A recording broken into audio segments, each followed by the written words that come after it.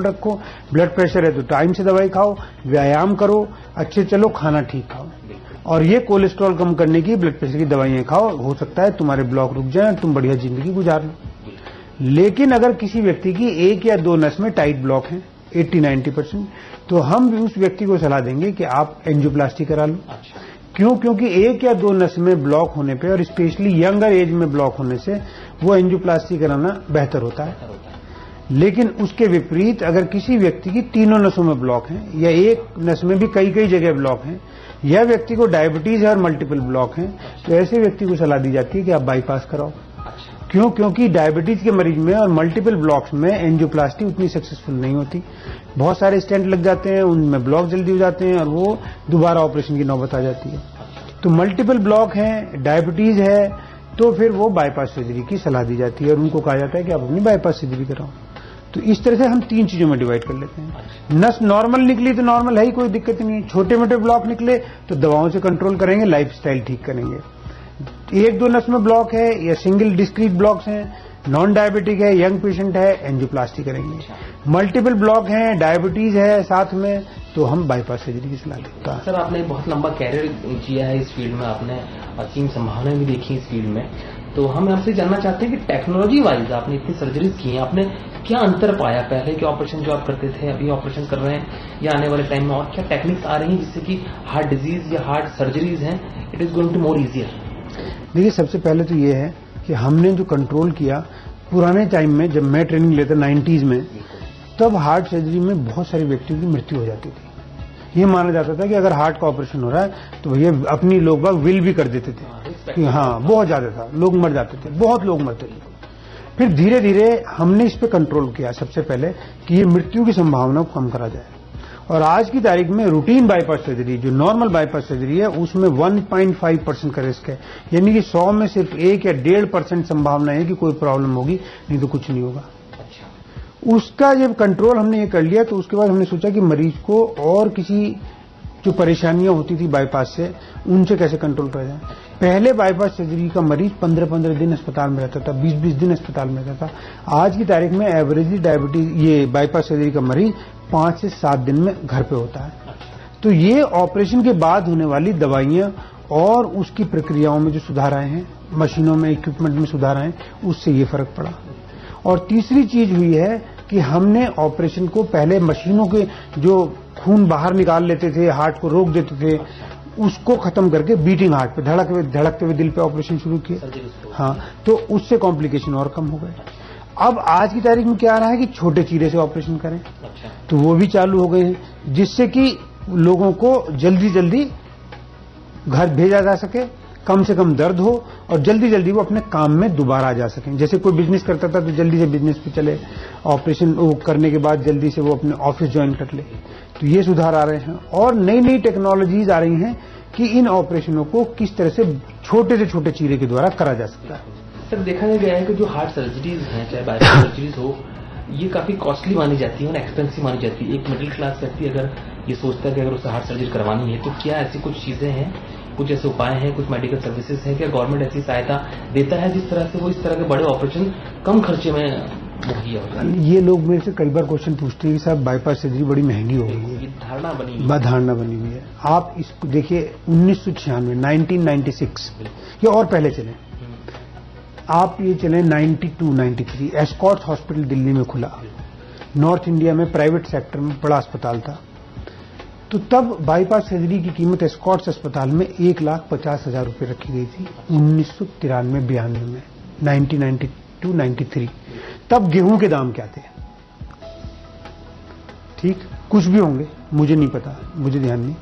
आज की तारीख में दिल्ली, जयपुर में बाईपास सर्जरी बहुत सारे अस्पतालों में 1.5 लाख में हो रही है, 1.5 लाख में हो रही है, जो 93 में थी एस्कॉर्ट दिल्ली में वो 1.5 की 2.5 हो गई है, बट जयपुर में 1.5 लाख में हो रही है। गेहूं के दाम जो 92-93 में शायद 5 रुपए किलो थे, वो आज 100 रुपए किलो है। तो ये ट्रीटमेंट एक्सपेंसिव नहीं हुआ, सस्ता हुआ है और पुराने टाइम से।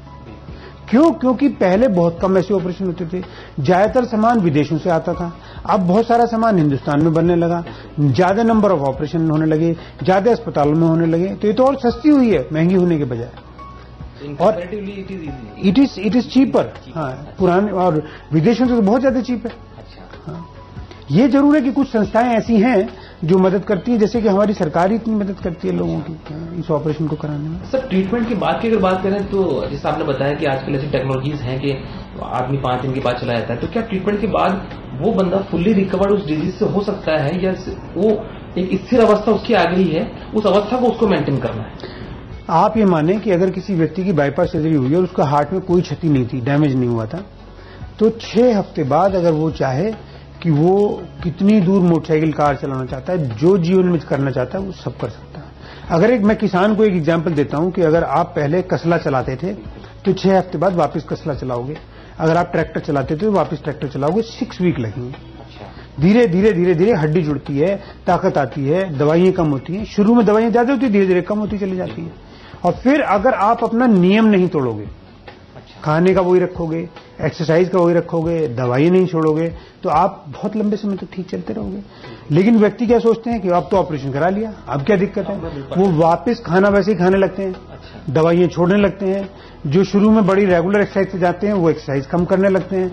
तो आपने क्या करा, वापस उस तरफ चल दिए जहां से पहले आए थे, तो धीरे धीरे और ब्लॉक आ जाएंगे। तो वो चीज और बिगड़ जाएगी। हाँ, और बिगड़ जाएगी। तो आपको ये नहीं मानना है कि बाईपास हो गई मजे करो, बाईपास हो गई काम सब करो, लेकिन अपना नियमित व्यायाम करो, बड़े टाइम से दवाई खाओ और रेगुलर एक्सरसाइज करो, और जैसा खाना बताया गया वैसा खाना खाओ, कोई उसमें। हाँ। और सर, अगर ये बात करें सर्दियों में हार्ट डिजीज ज्यादा देखने में आते हैं, यूं कहते हैं कि हृदय रोग ज्यादा बढ़ जाता है, उसका एक रीजन बताएं दर्शक। नहीं, हृदय रोग बढ़ता नहीं है, हृदय रोग ज्यादा महसूस होता है। सर्दियों में क्या होता है कि हमारी नसें सिकुड़ जाती हैं, बिल्कुल हर एक व्यक्ति की नसें, और ब्लड प्रेशर बढ़ जाता है थोड़ा सा।